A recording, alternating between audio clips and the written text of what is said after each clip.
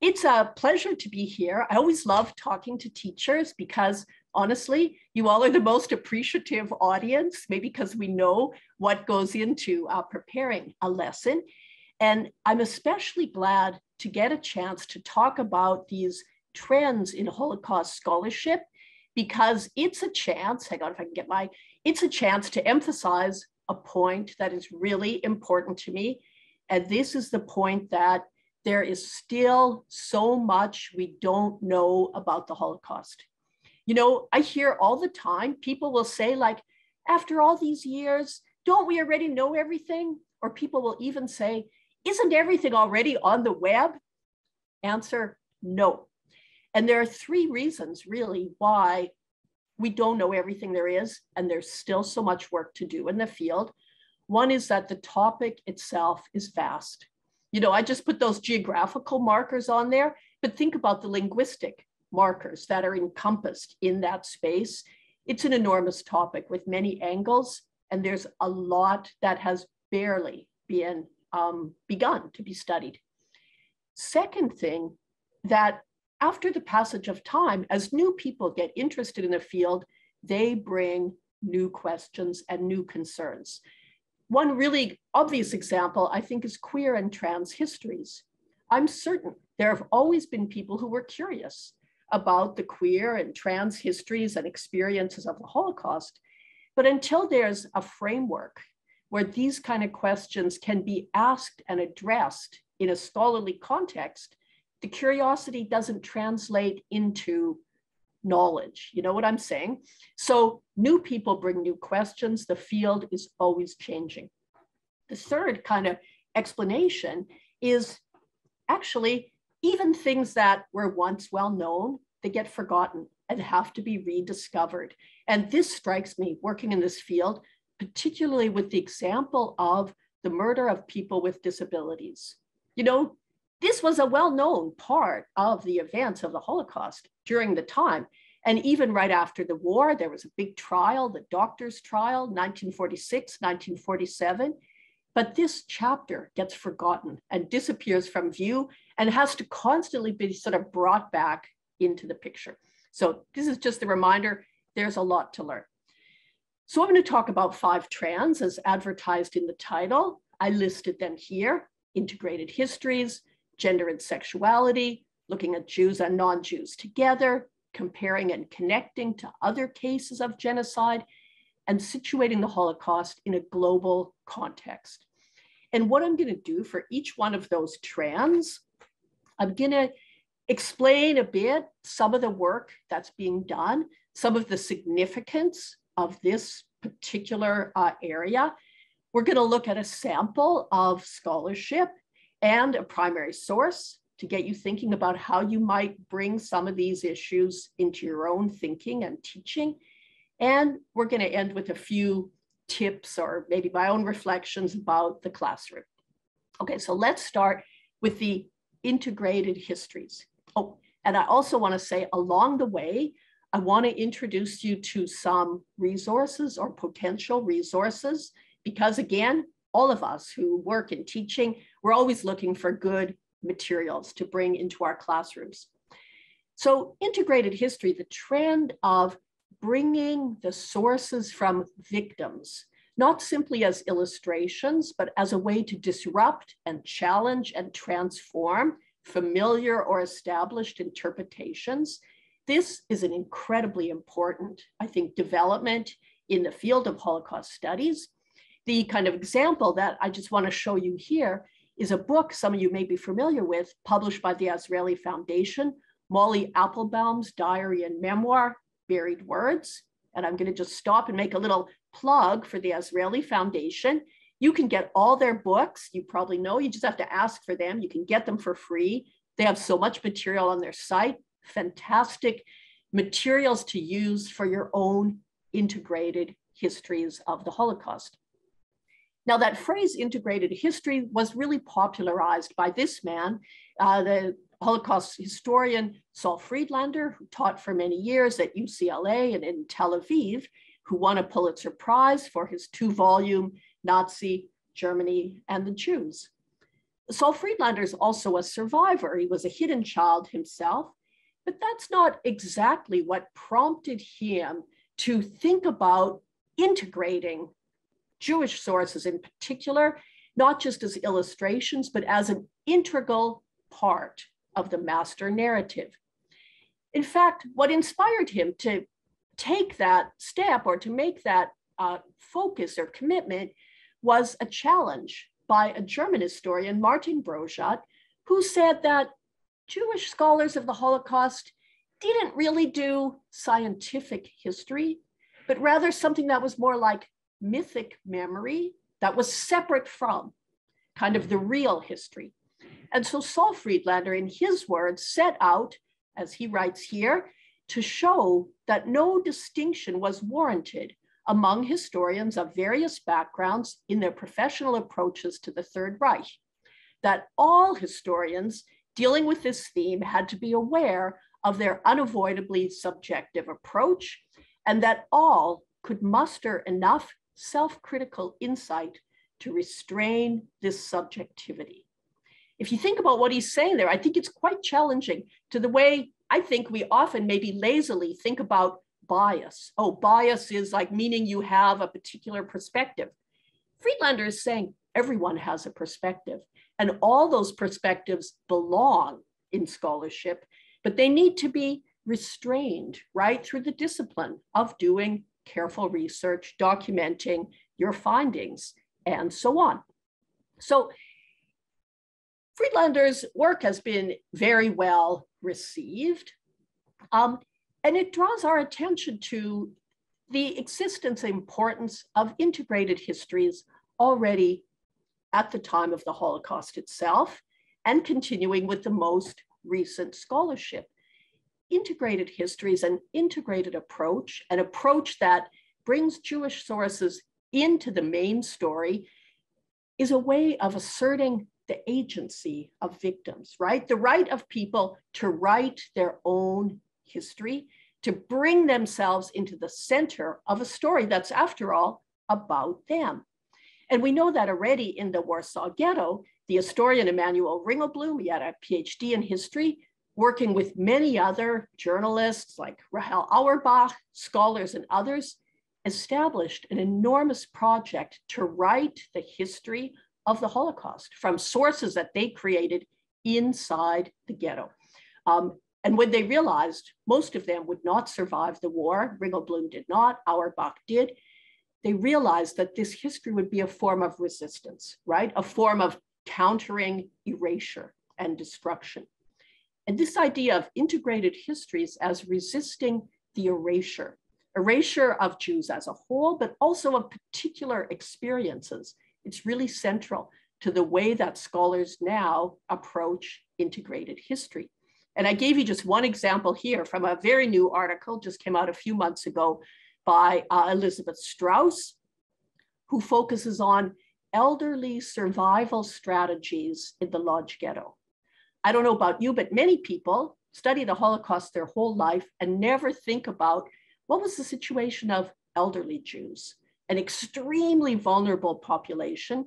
It can only be examined and brought into the light by looking at Jewish sources. So integrated histories, they produce a fuller picture, also a much more complicated picture than histories that focus on sources of the perpetrators themselves. So to get you thinking about the kinds of issues that Jewish sources can shed light on, I brought this quotation from Gustawa Jarecka, who was a writer in the Warsaw Ghetto. You can tell by her dates. She was murdered in Treblinka in 1943. She was part of that history project in the ghetto, and she wrote this essay, The Last Stage of Resettlement is Death, in Polish in 1942. And Elizabeth is going to read the excerpt for us. We have nooses fastened around our necks. The desire to write is as strong as the repugnance of words. We hate words because they too often have served as a cover for emptiness or meanness. We despise them for they pale in comparison with the emotion tormenting us. And yet, in the past, the word meant human dignity and was man's best possession, an instrument of communication between people. These documents and notes are a remnant resembling a clue in a detective story. I remember from childhood such a novel by Conan Doyle in which the dying victim writes with the faint hand one word on the wall containing the proof of the criminal's guilt. We are noting the evidence of the crime. The record must be hurled like a stone under history's wheel in order to stop it. One can lose all hope except this one, that the suffering and destruction of this war will make sense when they are looked at from a distant historical perspective. From suffering unparalleled in history, from bloody tears and bloody sweat, a chronicle of days of hell is being composed, which will help explain the historical reasons for why people came to think as they did and why regimes arose that caused such suffering. Thank you, Elizabeth. If you think about those words, you can see how the insights that Jurecka suggests about what did Jews in Warsaw Ghetto know about what was happening.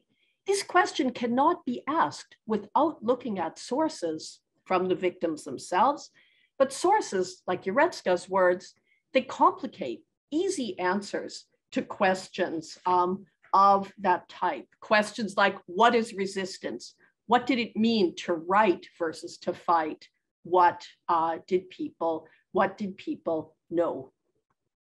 So if you think about an integrated approach to the Holocaust in the classroom, some of the implications I think are quite maybe obvious.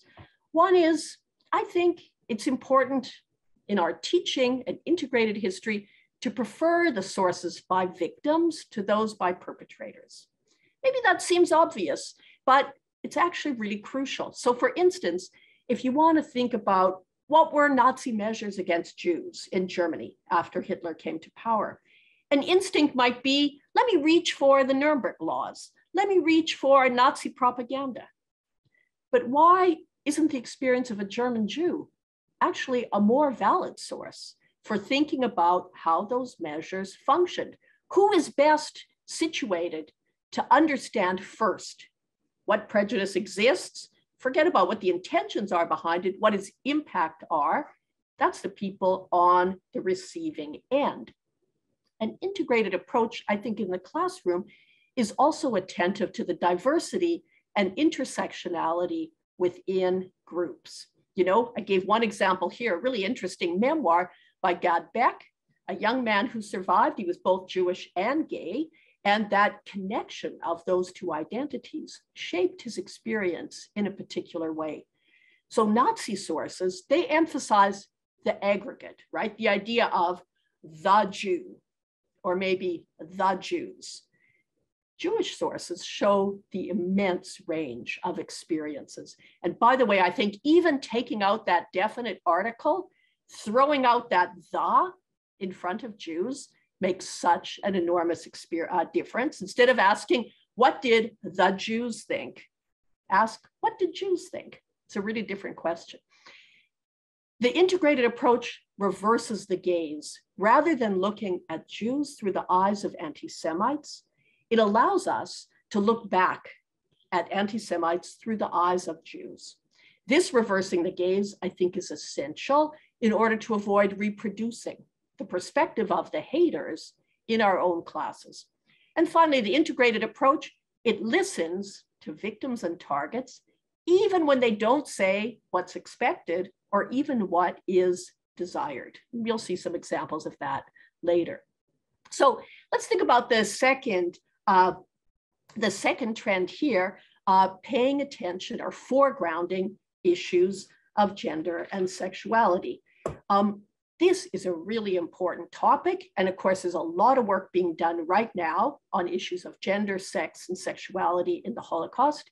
And one thing I want to say that the images I put here really underscores is that actually in this field, scholarly interest and public interest actually creates new evidence, because people who did not talk about certain aspects of their experience because they thought no one was interested or because they thought it would be held against them, begin and have begun, sometimes very recently, to bring some issues into the light. So for instance, the first book I showed you, Molly Applebaum, she was a hidden child in Poland. She writes in her book about having sexual relations as a teenager with the middle-aged Polish Christian man who was sheltering her and her cousin.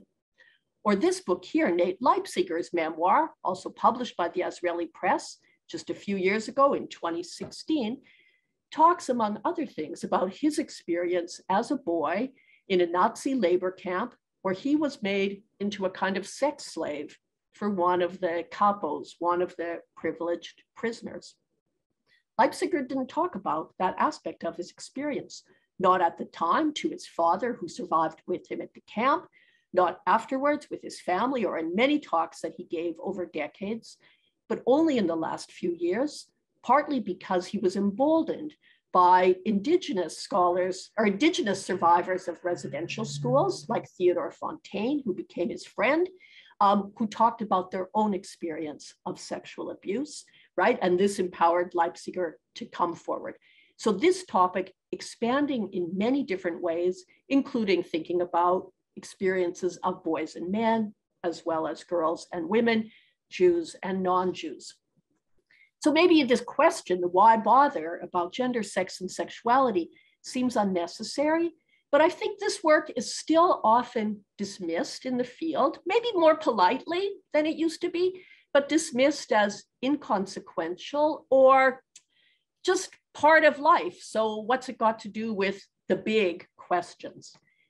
But I think this scholarship that draws our attention to sex and sexuality is super important. First of all, because these issues were and are ubiquitous. They're present. They deserve to be talked about. And they also have very important analytical payback. Paying attention to gender, sex, and sexuality, like I showed there, reveals how the Nazi system functioned. So for instance, a crime like sex between men, right, which was a crime in Nazi Germany and many other places, in fact, at the time, it could only be prosecuted with denunciations, right? It required the participation of people's neighbors, their coworkers, even their family members. So that aspect of the system suddenly gets illuminated when you pay attention to these issues. It shows how Nazi ideas were translated into action. So you could have racial laws, but to see how prohibiting sex between Jews and non-Jews created criminals, sent people to jail, ruined people's lives, created like public sensations. This shows how that system worked. Now, people have been writing about gender and sex in the Holocaust all along. So funny, because I get papers all the time. They always say like, until recently, no one talked about this. It's not true. These subjects have been from the very time itself, but the perspectives and the questions are constantly changing. And I just wanted to show you a few examples of what I mean by this. So this book was published already in 1938. Can you imagine? Clifford Kirkpatrick, an American sociologist who was horrified, right, by the Nazi regime. He thought, maybe to understand what's going on over there, we should study the women and family life. So he went with his research assistant, not named, his wife. I think she did most of the work. They went to Germany. They did all that research. They wrote a really interesting book. Or how about this work? Again, part of the Warsaw Ghetto Jewish History Project.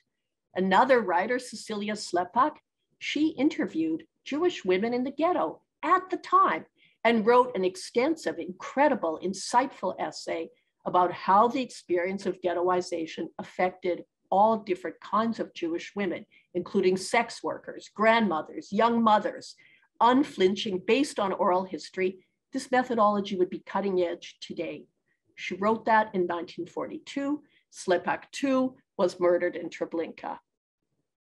Or how about this work from 1953? The author's pseudonym Katsetnik means survivor of a concentration camp, a book about a Jewish woman's experience in a German brothel.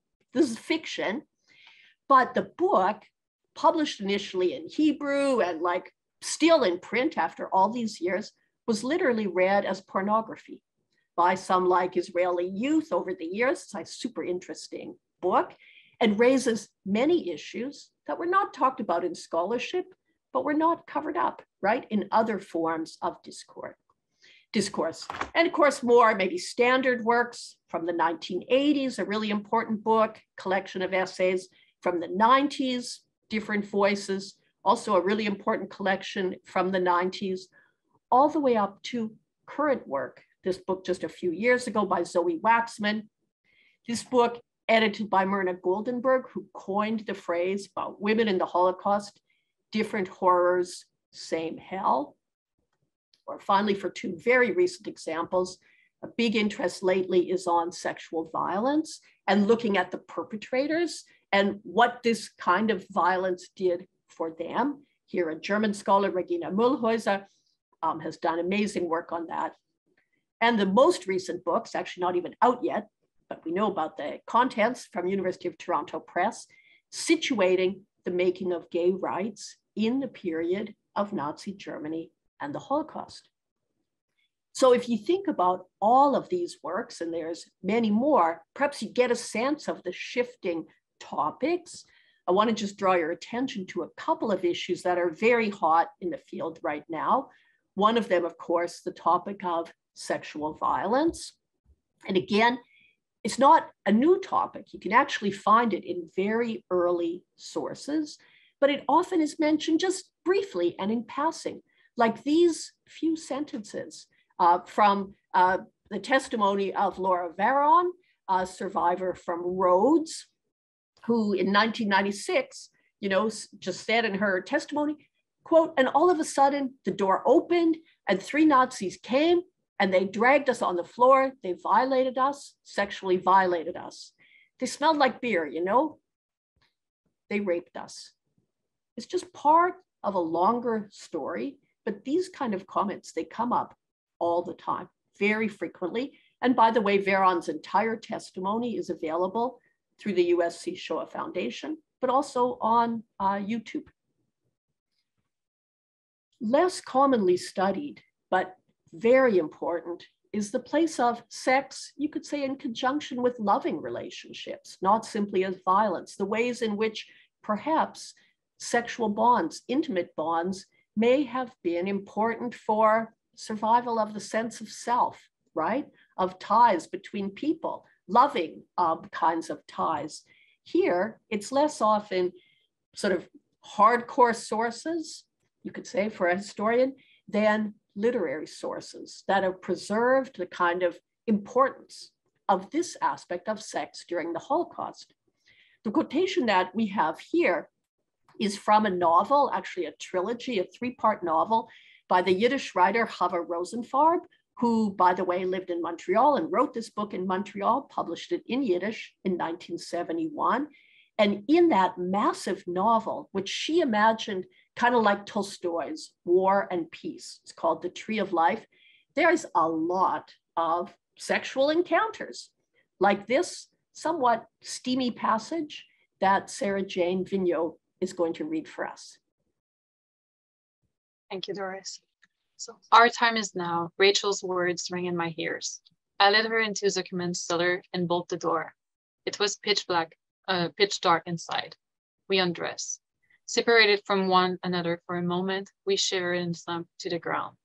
A fresh cool encounter of skin against skin. The cellar was full of lips, of pounding hearts, and pulsating brain. We were 2 lovers who embraced through a wall of barbed wire. We were Adam and Eve in the cold country of the north. We were 2 and 1, 1 and many. It seems to me that we were splitting the atom of existence, reaching to the silence of death and the beginning of life. Thank you so much, Sarah Jane. You can see the assertion of life, right, in this passage. Probably the most, I would say, kind of bold and maybe controversial research being done these days in the issues around sexuality is about queer desire in the Holocaust. And a very important scholar in this field is Anna Haikova from the University of Warwick. She was my PhD student at the University of Toronto. And to get a sense of this work, I'm going to ask Kelly to read us this passage from Haikova's essay, Why We Need a Queer History of the Holocaust. Queer desire in the Holocaust casts a new light on what we know about victim society in the Holocaust, as well as sexuality in general. Some people already knew they were attracted to people of the same sex prior to their deportations, but did not have a name for it. Others bartered sex in exchange for food or protection, Others still found out through relationships developed in the single-sex environment of the camps that they were in fact gay. Sexuality is not clear-cut between gay or straight. It is fluid.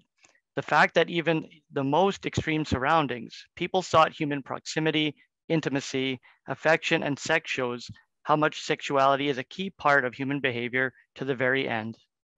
Thank you so much, Kelly. And you can see there the importance of affirming, right? Positive relationships, thinking about sex not simply as violence, thinking about same-sex desire as not simply about something that was shameful or punished, but as a part of people's experiences. This too has been quite transformative in the field of Holocaust studies. So if you think about paying attention to issues of gender and sexuality in the classroom, it's probably quite obvious that this is both challenging, potentially triggering, right? Think about our students' experiences, and also necessary, because sex is also a ubiquitous part of our own lives and our students' lives too. It requires a high level of trust on all sides.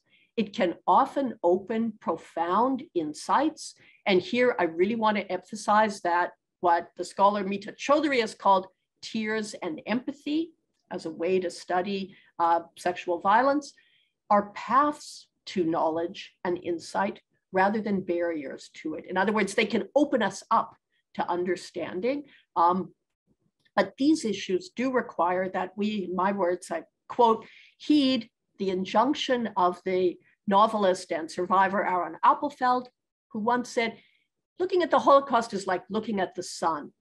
If you just stare straight at it, you'll be blinded.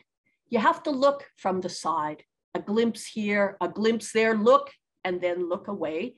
And I think these issues, we have to find as teachers our own ways to look, not directly, but from the side, and to build that trust. So let's think about the third trend, looking at Jews and non-Jews together. This is a really important trend, and maybe one that's a little bit wishful thinking on my part, because it's not always the way that scholarship is being done, but it is an important sort of strand within the current scholarship on the Holocaust. So let me explain what I mean. Considering non-Jews and Jews together is a really, I think, important part of understanding the Holocaust as a whole. A few concepts that are useful to think about are the ones I've listed here. One is the issue of intersections. You know, the categories that I think we often talk about the Holocaust in, you know, Germans, Jews, Aryans, people with disabilities, you know, homosexuals, whatever. These categories were overlapping and intersecting. And those intersections and overlaps, they were very, very significant. So just to give one little example, the first people targeted for mass killing in Germany were people with disabilities. And within that subgroup, it was children who were first. And within that subgroup, it was often Black, Jewish, and Sinti children, children from poor families. In other words, vulnerabilities piled on top of each other to determine whose lives counted as, quote, unworthy of living. So the intersections are super important. Second thing that's really important is the concept of contagion, the way that violence moves from one target group to another, and violence against one group feeds and fuels violence against others.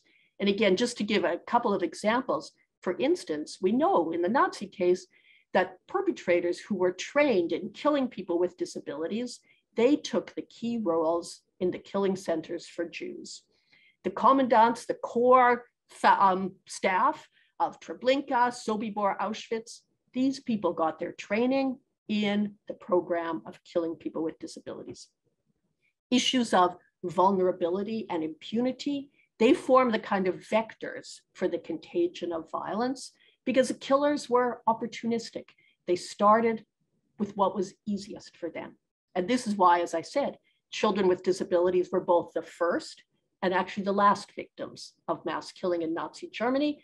3 weeks after Victory in Europe Day, German doctors killed a 4-year-old boy in a Bavarian hospital considered disabled, weeks after the war had actually ended. So yeah, the impunity, there's more to say about that. And then the third concept, convergence and divergence, I think also really important to keep in mind is that the linkages between different victim groups, sometimes they were very similar, their experiences, other times they were very different and moved in and out and changed over time. So I gave 2 examples here about Roma. You know, the Germans did not create separate killing sites for Roma and Sinti. They just added them to killing sites used for Jews, whether ghettos, whether mass killing sites, whether killing centers like Treblinka. So that's a convergence, right? Roma were killed in all of those places. But there's also divergence. So an obvious example, the 1936 Olympics, in preparing to make Germany, you know, look good in the international eye, Nazi authorities backed off on some persecution of Jews, right? They didn't want to attract international attention. They stepped up the persecution on Sinti and Roma at that very same time as a way of, quote, cleaning up, you know, the city. So for the Nazis, these intersections were very clear, and they're articulated even in the actual symbols that prisoners wore in concentration camps. This poster of the identifying badges shows, you know, the different colors: red for the political triangles, or red for the political prisoners, green for the criminals, and so on, black for the asocials, purple for Jehovah's Witnesses, pink for homosexuals. And you can see at the bottom how the star to mark Jews could literally layer on 2 of those triangles to form that signal. So back to this picture I showed you at the beginning, thinking about those intersections, I'm haunted by this photo, which another of my research assistants, Emily Dichtenberg, found in the US Holocaust Memorial Museum's photo archives a few years ago when she was searching with the term of disability and Jewish in the Holocaust. This came up, one of the few photos. If you look at that caption, 5 handicapped Jewish prisoners photographed for propaganda purposes who arrived in Buchenwald, perhaps you can begin to think about the layers of just problematic assumptions built in there. People with disabilities were not sent to Buchenwald. They were sent to different, right, sites. First of all, what's to say that these men are disabled? How do you know that the treatment of them in that concentration camp didn't create the deformities of their bodies, right? How do you know the man on the far left wasn't kicked in the back and forced to stand in this way? How do you know the man in the middle wasn't slammed in the jaw with some heavy object? In other words, why did the Nazi photographers set out to humiliate a group of Jewish men by posing them as having physical abnormalities? And why is it humiliating in any case to have a physical abnormality? How does the caption, how does the use of this photograph for propaganda suggest that, right, Nazis assumed Jews were somehow lives unworthy of life, disabled, if only internally, and then that was manifested physically? And how does the caption in turn almost assume that we, the viewers, will assume, oh, there's something, quote, wrong with these people? Why is it humiliating to have a physical injury? Like, thinking about this, you can see how challenging it still is to think about the role of murder of people with disabilities within the Nazi system. One of the scholars who's done some extremely important work on this subject is not a historian, but a literary scholar, Susanna Knittel. She works in the Netherlands. And to read this excerpt from her quite recent essay, we have Monique. In the landscape of German post-war memory, Nazi euthanasia stands out as particularly disturbing, in large part because of the uncomfortable fact that the prejudices that gave rise to it have not gone away. The systematic elimination of people with supposedly hereditary cognitive disabilities and mental illnesses has traditionally not formed part of the discourse and memory of the Nazi crimes, even though it was part and parcel of the Nazis' plan to cleanse the German race once and for all its social, racial, and cultural ballast. There are a number of different yet interrelated reasons for this omission. On the one hand, The almost total lack of survivors has meant that there was hardly any witness testimony to draw public attention to these crimes. And moreover, the victims bore the stigma of mental illness, which served to disqualify them from testifying to these crimes and made their relatives and descendants reluctant to speak out for fear of drawing this stigma upon themselves. More problematic still is the lingering assumption that, in contrast to the racially and politically motivated persecution of Jews, Sinti, Roma, and other minorities, the policies behind the euthanasia program were in some way medically justifiable. Thank you so much, Monique, really beautifully read. So Knittel's training as a scholar of literature has also enabled her to locate some kinds of sources that historians might overlook, including some unusual literary publications by survivors of the Nazi assault against people with disabilities. One of them, a woman named Elisabeth Clausen, wrote a memoir in 1969 called Ich die Steri, I the Sterilized One, where she talked about her experiences of being sterilized and incarcerated in an institution during the Nazi era. And to read this short passage, Elizabeth will help us.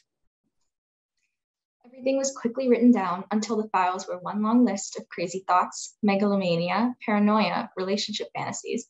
They would often ask you if you didn't realize you were sick. You didn't dare answer, and so you decided to keep your mouth shut.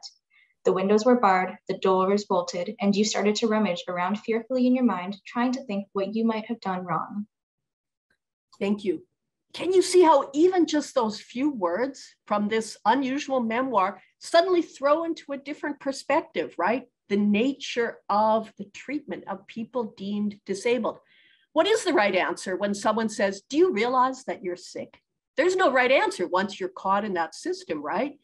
The other thing that Clausen's memoir makes clear, which I never heard anyone talk about in that context, and I now see evidence for everywhere, after she was sterilized, she became a constant target for sexual harassment and abuse because even the medical staff assumed that she was now sexually available. She couldn't become pregnant. She was obviously stigmatized by her sterilization as being somehow feeble-minded and therefore like a walking target. And this paranoia, or this, not paranoia, what's the word I'm looking for? This pattern you can see in other cases as well. So Clausen's memoir and Knittel's work reminds us that although material on non-Jewish victims, other victims sometimes called, is sparse, such materials do exist and we can find them and they often can be found, maybe not in the expected places. For instance, there's some really interesting recent work on Roma and Sinti, like on the Romani Cultural and Arts Company, often generated by artists, activists, anthropologists, journalists, not necessarily by historians, but this can be extremely important work. I put a few examples. On Black Germans, there's also both new scholarship and old materials that have been neglected that are really valuable. I'm going to show you some. And the same is true on people with disabilities, where the chief historian at the US Holocaust Memorial Museum, Patricia Haberer-Rice, has been working on this subject for many years. So I just put this example here. Otto Rosenberg's memoir, Gypsy in Auschwitz, has been made into a comic book. You can get that online, it's super interesting. This film, made in Canada, People Uncounted, readily available. Brand new book, Romani and Jewish Families in the Holocaust and Its Aftermath, also published by University of British Columbia Press. This older book showing our colors, Afro-German Women Speak Out, was published in the 1980s. The material in there is so interesting. I know Sarah Jane has worked with it, maybe others. Another really valuable memoir, and then of course, older and newer works on different aspects of disability and disability studies in Nazi Germany. So if you think about the classroom, looking at Jews and non-Jews together when teaching about the Holocaust, I think it's really an important way to invite identification with this history.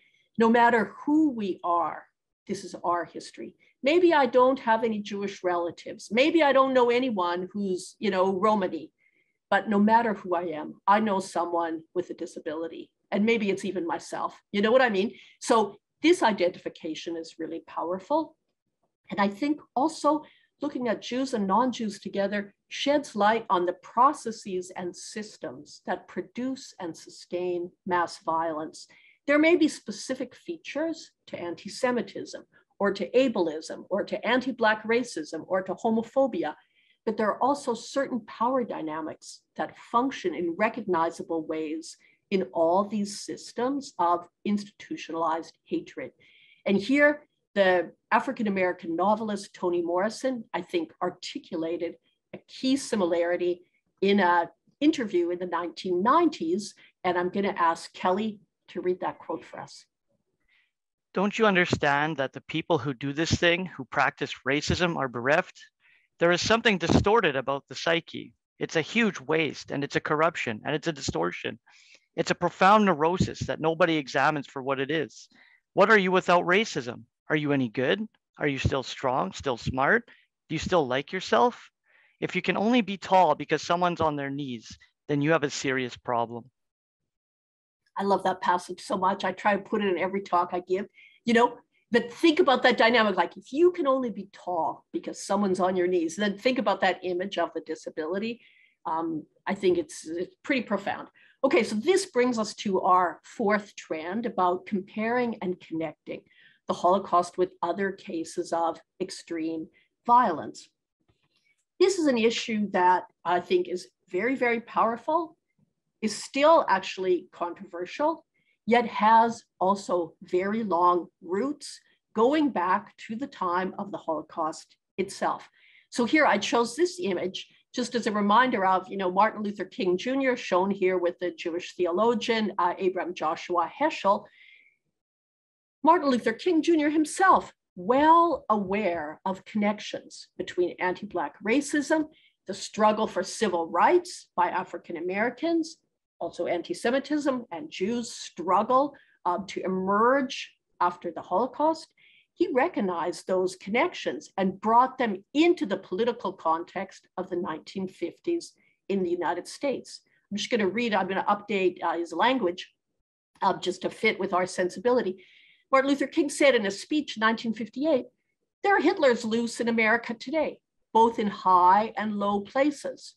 As the tensions and bewilderment of economic problems become more severe, history's scapegoats, the Jews, will be joined by new scapegoats, the Blacks. The Hitlers will seek to divert people's minds and turn their frustrations and anger to the helpless, to the outnumbered. Then, whether the Black and Jew shall live in peace will depend upon how firmly they resist, how effectively they reach the minds of the decent Americans to halt this deadly diversion." So comparisons and connections are important, but they do raise some still uncomfortable questions. Maybe some of these questions come up in your own work, questions about uniqueness.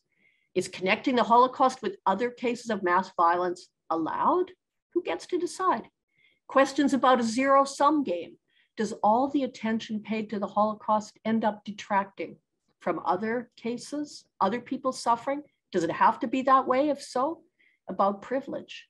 Does Holocaust studies and do its practitioners in a way look down on, condescend to other genocides? Another set of questions, very important, I call questions about danger. How are Holocaust denial and anti-Semitism actually related to white supremacy? And I've been thinking about this issue so much because in the minds of the haters, these issues are wrapped up together. I took this one quote here. Maybe you remember this event, the German shooter who went to the synagogue in Halle in 2019, intent on killing Jews during Yom Kippur, but he couldn't get in. The security doors blocked him. So he went out in the street and shot a woman who was walking by, and then went to a Turkish restaurant and shot a customer in there. But in his manifesto, issued, in English actually, before he went to do the killing, he said this: "I think the Holocaust never happened. Feminism is the cause of declining birth rates in the West, which acts as a scapegoat for mass immigration, and the root of all these problems is the Jew." Think about that concept, how it literally wraps anti-Semitism, anti-Black racism, Islamophobia, xenophobia, misogyny, and Holocaust denial all up in a mutually reinforcing package. And this package, we see it all the time. These connections are made by the haters. So for instance, just recently, when a young man went into a store in Buffalo and murdered African Americans shopping for groceries, it turns out his whole internet was full of neo-Nazi stuff, swastikas, like that imagery. Or closer to home, a year ago in London, Ontario, when the young man rammed and murdered 4 members of the Afzal family in an Islamophobic attack, what was he wearing on his front and back of his shirt? A swastika. So in other words, these linkages are made by the haters. It's important to think about what they mean from the side of trying to combat hatreds as well. Now, the issue of what's comparable and what isn't has been very much in the news, especially last year, 2021, in Germany, when the so-called catechism debate was unleashed by a scholar, Dirk Moses, originally from Australia, but now teaches at University of North Carolina, Chapel Hill. And Dirk Moses, through his whole career, has really emphasized the linkages between the Holocaust and imperial and colonial violence. This has been central to his career. But last year, he added another kind of, I guess, layer of argumentation when he pointed out that in his interpretation, the official kind of German view of the Holocaust as unique and incomparable served a kind of pious function for German national memory that both bracketed it out from comparison with other German crimes, but also disciplined anti-colonial activists, often members of racialized groups, who were in a sense punished if they made comparisons to the Holocaust, to other forms of violence, and discounted as being anti-Semites, right? Saying things that were somehow inappropriate and wrong. So Dirk Moses, that's why he called it the catechism, the idea that Holocaust memory had become, in his sense, a kind of rigid and self-serving ideology within a German nationalist discourse that actually ended up silencing non-Jews, sometimes harnessing those comparisons, right, to draw attention to other forms of violence. So there's been a lot of discussion and response to this, but I thought this particular response from an American scholar, Zoe Samudza, issued on Twitter appropriately, was maybe particularly eloquent. And to read it for us, we have Sarah Jane. Because the debate is essentially about racial citizenship and legitimate victimhood, the debate has always already been about post-colonial Namibia, migrants, Afro-Germans, queer stories, the Potsdam Agreement and reunification, Roma and Sinti peoples, Jewish belonging, education, decolonialism, political indebtedness, and the acceptability of Palestinian disenfranchisement. The national memory debate has always been about these things, but the debate has never voluntarily engaged many of these topics or communities because its white interlocutors have tellingly decided that they do not exist within the purview of German history, memory, or futurity. It's heartening to see and learn from so many brilliant people, rejecting memory as this carefully managed arena of German nationalisms and embracing chaotic and sometimes contradictory interconnection and expansiveness. Thank you very much, Sarah Jane. That's Zoe Samudzi. So you can see like how complex these issues are, right? Comparisons in national and international contexts. As I said, comparisons and connections have been made all along for many different purposes, to link to tradition within Jewish history, to make meaning of suffering, sometimes to try to compete and outdo, you know, the number 6 million has to be passed sometimes, to gain perspective on one's own suffering, also to inspire solidarity and find allies. But what's important, I think, is that these comparisons and connections should be challenging. They should not be easy, right? And in the Canadian context, I think these challenges are extremely important. And 2 of them are articulated here. One by the scholar Jason Chalmers, actually the grandchild of Molly Applebaum, whom you saw on the first slide, who in a really interesting essay about the National Holocaust Monument in Ottawa, wrote this sentence: Holocaust memory in Canada reproduces settler colonialism and Indigenous genocide. We could talk more about that, but it's a really important challenge. Or another scholar, actually my colleague at U of T, Eve Tuck, who with their co-author Wayne Young, in another important essay, says, quote, "Our goal is to remind readers what is unsettling about decolonization. Decolonization brings about the repatriation of Indigenous land and life. It is not a metaphor for other things we want to do to improve our societies and schools." So thinking about this issue of not letting it be easy, I thought about how a year ago, with the confirmation of unmarked graves in Kamloops, in southern Saskatchewan, in Alberta, central Alberta, where I'm from, and elsewhere, the issue of death and murder as topics of conversation between the Holocaust and Indigenous genocide is of particular relevance. And to help us think from a distance about this issue, I have a passage from an American Indigenous scholar and activist, Chris Mato-Nunpa, from a 2004 essay, and Monique is going to read it for us. Our relatives were not able to grieve in a normal way, our way. Our relatives were not able to bury their relatives in the Dakota way. The Dakota people of Minnesota and of South Dakota, of Nebraska, and of Canada still have a lot of unresolved grief. In her book, Trauma and Recovery, Judith Herman, MD, says of Jewish survivors of Nazi Germany, when survivors speak of their relatives who, quote unquote, died, she, the therapist, affirms that they were rather murdered. The Holocaust also robbed them, and still does, of natural individual death, and thus of normal mourning. The use of the word death to describe the fate of the survivors' relatives, friends, and communities appears to be a defense against acknowledging murder as possibly the most crucial reality of the Holocaust. As Dakota people who are survivors of the trauma of the US Dakota War of 1862, we must begin acknowledging that our relatives and ancestors did not just die. They were killed or murdered. We must begin calling a thing or act for what it is, to name the crime and to name the perpetrator. Thank you so much. And you can see the challenge, right, in thinking about history that way, not only the Holocaust, but genocide of Indigenous people. So in the classroom, I think these comparisons are super important. Comparisons that should be, I think, connections and that aim not to create sort of hierarchies or competitions of suffering, but rather conversations. And you think, what's the definition of a conversation?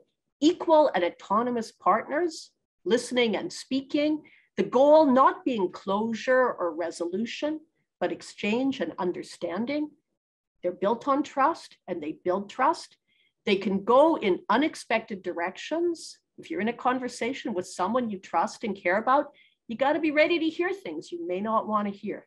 And this process, being ready from a position of empathy to be upset, hurt, is what Dominique Lecapra has called with this label, empathic unsettlement. So connections and commonalities, like Nate Leipziger here with another residential school survivor, Eugene Arcand, draw our attention to. They're not equations, they're not competitions, but a conversation that brings, I think, such a potential significance for those privileged to maybe listen in and to be part of such exchanges. So the last point we can talk about quite briefly, which is situating the Holocaust in its global context. You know, as I already said at the beginning, you can really see on the map the history of the Holocaust. If we really open ourselves up to think about both at the time and its ongoing repercussions, is really a global story and a global history. And there's so much incredible work being done right now, both here in Canada and all over the world, kind of, you could say, exploring those global dimensions. So just to give you a few examples, one of the things that is so important for a truly global history is you need people who have knowledge, particular knowledge of regions and areas and language and cultures, right? That allows them to actually illuminate rather than simply almost like dropping in from the outside, right? To look at those processes. So again, I'm just going to run down through some of this work because you'll see how important it is. So the first person there on that list, Chuk-Him Ryan's son, he was actually our undergrad at U of T, now a PhD student in British Columbia, working on the Holocaust in Hong Kong. Unbelievably fascinating work, not only about Jewish refugees to Hong Kong during the Holocaust, but about how internal processes were part of a whole history of migration and, upheaval. And again, somebody needs to know the languages in which the sources are generated to do this work. Or you could see the second one, talking about Holocaust commemoration between Iran and Israel. Imagine the specialized skills you need to be able to understand those materials in Farsi and in Hebrew, and then to communicate about them in English. The third scholar, Chikbo Anyaduba, is a professor actually in Manitoba. You might think, what's that title, the post-colonial African genocide novel, got to do with the Holocaust? Professor Anyaduba wrote that book at the Holocaust Museum in Washington, D.C. And the framework in which he talks about African genocide novels is so steeped in the imagery that came from Holocaust novels. So these connections, they're multiple, and this work is like, this is the cutting edge in the field today. I want to just talk about the last person on that list briefly, Pragya Kaul, who was our master's student here at the University of Toronto, now writing a PhD in Michigan on refugees in empire, Jewish refugees in British India. And I think Pragya's project is such a great example of how people coming into the field transform the field by the knowledge that they bring. So this photograph of, you can see Esther Wieg, a Jewish refugee from Prague to India, is what my student Pragya credits with starting her project. I showed her this photograph. I was looking at it to include in my book, War and Genocide. To me, this was an interesting photograph that showed, the international reach, refugees from Central Europe, going all the way to India. To Pragya, the photograph opened so many possibilities. She couldn't stop thinking about the sari. Why was it folded in that way? Which region was this? Who would have taught the woman how to wear the sari in this way? What about the fabric that you can see there? To her, the photograph was rich in telling and instructive details that you had to know something about, you know what I mean, in order to understand. To me, it was just an interesting photograph that showed, oh, wow, a Jewish woman went to India. You know what I'm saying? So this work, it's incredibly transformative and really important. And it's happening, like I say, in many, many, many different locations. So situating the Holocaust in a global context in the classroom, I think opens really exciting ways to see how people are connected. It does also call on us, I think, to reflect on our limits. If we view the Holocaust so expansively, we have to also think about what isn't included. And for me, often I recognize those limits when someone asks me about them. So I gave a public talk once, actually a radio, where someone called in, they're like, what about the hidden abortion of the pharmaceutical companies or the hidden Holocaust? And I was like, are they talking about opiate, overdose? No, they were talking about abortion and abortion pills. I'm like, no, I don't think that's part of this, but or a student who recently said to me, do you agree that, vaccination mandates are like what Jews were forced to suffer in Germany? I'm like, no, I do not. So in other words, thinking expansively does call on us to think about and find ways to explain where we do draw limits, right? It also raises questions about how the Holocaust is taught in other settings. And sometimes looking globally, you can see things that it's pretty easy to criticize, right? Like you might think, oh, how come the Polish government is so interested in emphasizing rescue, but doesn't want to talk about collaboration? Isn't that a misuse? But then you can think, well, does that hold up a mirror to us to think about the ways where maybe our approach to Holocaust studies is also comfortable and allows us, not to think about certain things? But maybe most important for our context, situating the Holocaust globally inspires all of us and our students, whoever we are, to recognize that we can be part of an ongoing and continuing process of seeking insights and producing knowledge. So thank you so much for your attention, and we're ready for your questions.